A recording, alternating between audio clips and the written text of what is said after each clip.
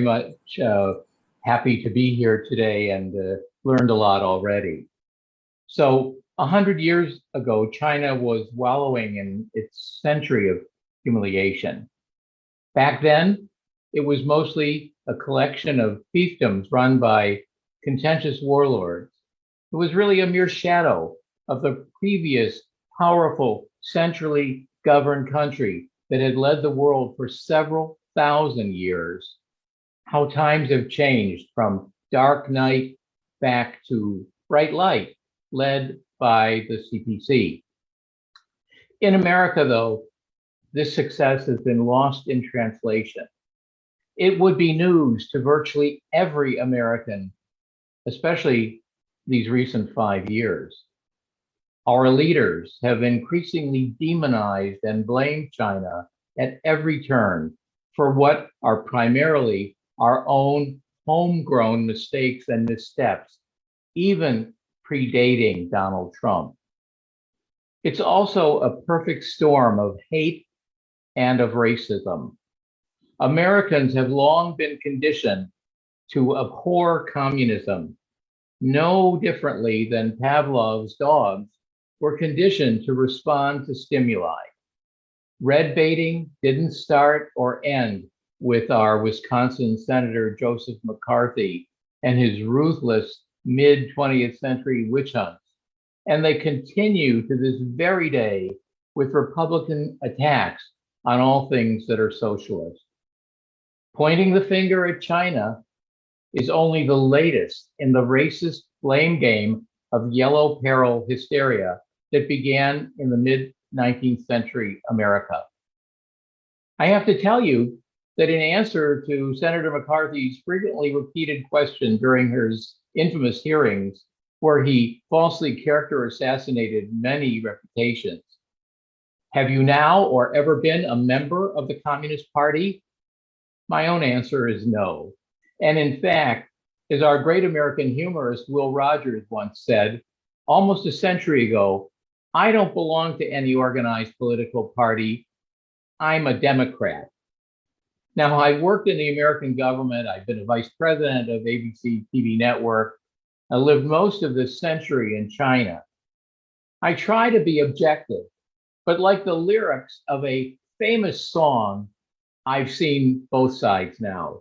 So I'm in a good position to compare and contrast the two countries and the two systems. My conclusion is that in the real world, no political system is flawless.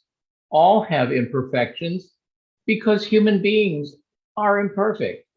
So the question is, which model is best? But the question is flawed, since just as one size doesn't fit all, one model doesn't fit all. The answer really depends on many variables, including cultural and historical background. So the real question is, which model is the best fit for a given country? Unlike the former Soviet Union or today's America, China doesn't force or push its model on any other country. When the Chinese model might not be suitable for our 330 million Americans, it well suits the vast majority of China's 1.4 billion citizens, as evidenced by independent public opinion polling, both long-term and focused on the global pandemic, still ongoing in much of the rest of the world. A long-term study released last year examined the relationship between Chinese citizens and the CPC from 2003 to 2016. In this period, the study found a near universal rise in average satisfaction towards all four levels of the Chinese government.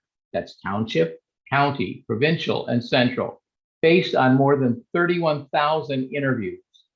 For example, in 2016, the last year the survey was conducted, 93.1% of respondents were either relatively satisfied or highly satisfied with the central government's performance. It was a 7% increase from 2003.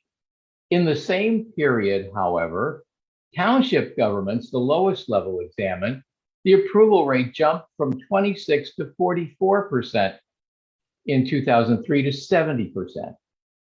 Is that fake news? Is it too good to be true? Is it just communist propaganda? Well, no. Consider the source. It's Harvard's Kennedy School of Government. The study is the longest academic study of Chinese public opinion ever conducted by a research institution based outside China. And regarding the COVID-19 crisis, the Chinese public's approval of its government is similar in an unrelated anonymous study of how the government dealt with the coronavirus. Of nearly 20,000 Chinese citizens across 31 Chinese provinces, it was conducted in April 2020 as the virus was winding down in China but exploding elsewhere. More than 90% said they were satisfied with how China's national leaders managed the outbreak. In fact, nearly half reported increased trust of the central government. So COVID actually increased people's satisfaction and support for the Chinese government.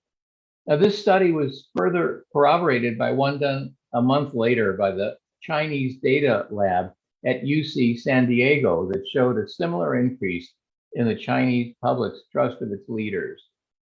Is there any secret sauce in China's and the CPC's recipe for success?